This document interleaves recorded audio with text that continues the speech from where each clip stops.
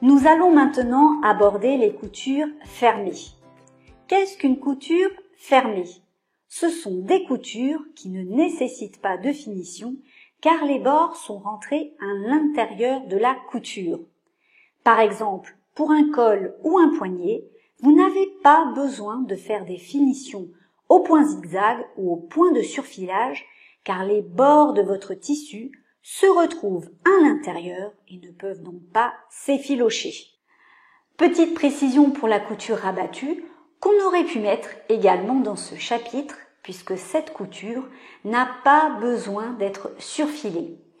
Mais c'est une couture qui correspond quand même plus à une technique de couture couchée.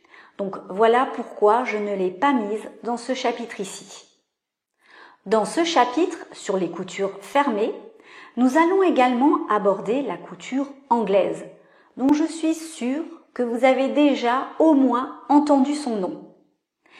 Et nous verrons également la couture parisienne, une couture qui est peut-être moins connue des débutantes en couture, mais qui est également utilisée en lingerie. Si vous n'avez pas encore réalisé les autres exercices de cette formation, je vais vous demander de commencer par les coutures ouvertes en premier, puis de voir les coutures couchées ensuite, avant d'aborder cette partie de la formation sur les coutures fermées. En effet, au fur et à mesure de votre apprentissage, je vais passer plus ou moins rapidement sur des points déjà vus précédemment et ajouter d'autres points. Il est donc important de ne pas faire l'impasse sur les exercices et les vidéos.